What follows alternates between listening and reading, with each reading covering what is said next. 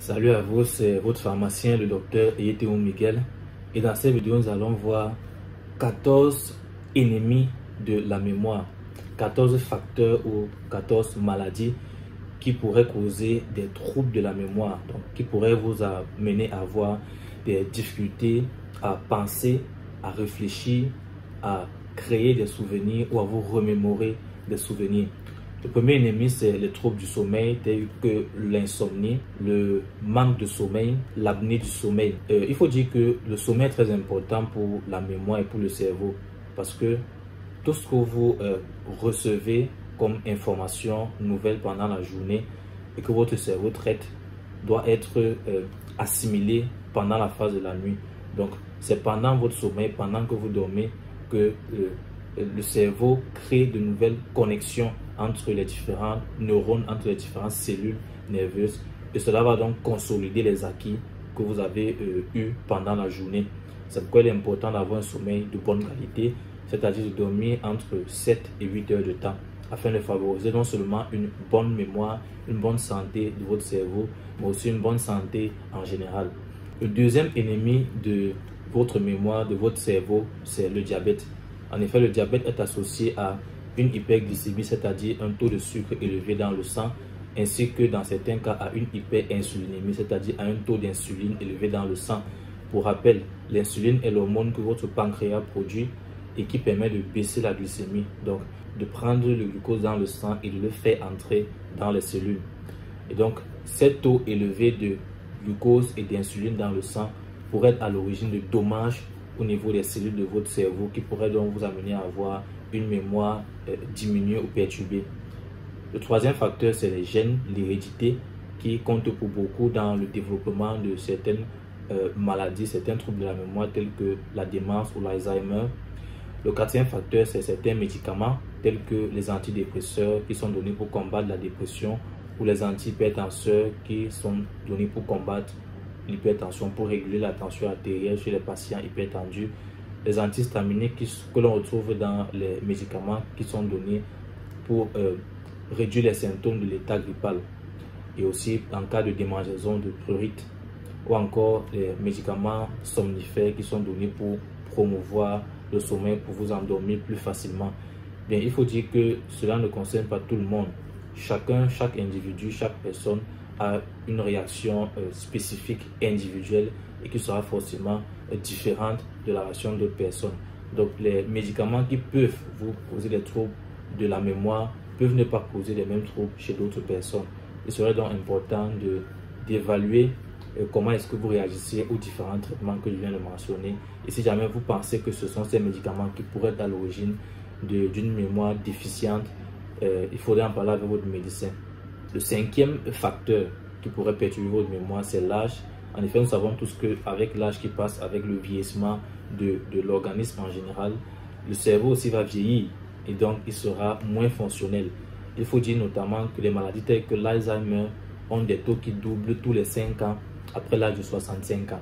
Le sixième facteur, c'est le tabac qui contient un grand nombre de substances toxiques pour votre santé en général, mais surtout pour la santé de votre cœur et de votre cerveau, qui pourrait donner à l'origine de l'accident vasculaire cérébral dans certains cas. Autant de facteurs qui vont perturber l'approvisionnement en oxygène de votre cerveau et donc réduire drastiquement votre mémoire. Le septième facteur, c'est l'AVC, l'accident vasculaire cérébral, qui se caractérise donc par un blocage de l'approvisionnement en sang et donc en oxygène et en nutriments de votre cerveau. Le cerveau va donc manquer d'oxygène et cela pourra avoir des répercussions sur le court terme ou sur le long terme, c'est-à-dire pour tout le reste de votre vie. En fonction de la zone du cerveau qui sera impactée, vous pourrez avoir des difficultés à parler, à penser ou à vous souvenir ou à vous concentrer.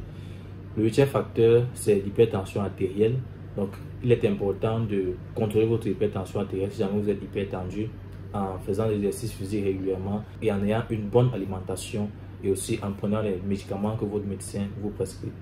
Et j'ai déjà fait plusieurs vidéos sur l'hypertension artérielle, les causes et symptômes et comment prévenir et comment traiter. Je vous invite à regarder ces vidéos pour en savoir davantage. Le neuvième facteur, c'est encore une maladie cardiovasculaire, l'athérosclérose, qui se caractérise par des dépôts de plaques de graisse donc des dépôts de graisse à l'intérieur de vos artères, ce qui va faire que vos artères vont être bouchées et le sang ne peut pas normalement circuler pour approvisionner votre cerveau. Et des facteurs de risque de l'athérosclérose sont notamment le tabac, le diabète ou encore l'hypertension artérielle. Le deuxième facteur, c'est les maladies mentales, les maladies ou les troubles de la santé mentale tels que l'anxiété ou la dépression. Le 11e facteur qui pourrait donc perturber votre mémoire, c'est si vous avez été victime d'un traumatisme crânien, donc d'un choc, d'un accident qui aurait pu perturber l'intégrité ou la fonctionnalité de votre cerveau. Et les traumatismes crâniens sont fréquents dans les sports tels que la boxe ou encore le soccer américain. Si jamais vous avez été victime d'un traumatisme crânien et que par la suite vous ressentez des symptômes tels qu'une vision floue, des vertiges, de la confusion ou encore de la nausée, il serait important de vous faire consulter le plus rapidement possible. Le 12e facteur, c'est l'obésité, qui se caractérise par le fait d'avoir un IMC, un indice de masse corporelle supérieur à 30. Et c'est assez simple de calculer l'indice de masse corporelle. Il suffit de prendre votre poids en kilogrammes et de le diviser par le carré de votre taille en mètres. Le 13e facteur, c'est la sédentarité, le manque d'exercice physique. Et pour pallier à ça, vous pouvez opter pour du jardinage ou encore de la marche ou même de la natation. Et enfin, le dernier élément qui pourrait perturber le fonctionnement de votre cerveau, de votre mémoire, c'est le fait d'avoir une alimentation déséquilibrée. On sait tous à quel point les aliments, une bonne alimentation est très importante pour la santé. C'est pourquoi j'ai d'ailleurs déjà fait une série de vidéos sur les aliments et votre santé, l'impact des aliments sur votre santé, sur la prévention des maladies non transmissibles, non contagieuses, notamment telles que le cancer, le diabète ou les maladies cardiovasculaires. Donc je vous invite à regarder ces nombreuses vidéos que j'ai faites précédemment. Et il est donc recommandé le régime méditerranéen pour booster votre mémoire. C'est un régime qui se constitue beaucoup plus d'aliments tels que les céréales intégrales ou les céréales complètes, les fruits et les légumes en grande quantité, les poissons gras tels que le saumon, la sardine, le maquereau, les noix, les huiles végétales, en l'occurrence l'huile d'olive, et le bon gras que l'on retrouve notamment dans les fruits tels que l'avocat. Et c'est un régime qui prône la diminution ou l'éviction des viandes rouges qui apportent beaucoup de mauvais gras. Je vous remercie d'avoir regardé cette vidéo et n'oubliez pas de vous abonner afin de ne pas manquer mes prochaines vidéos.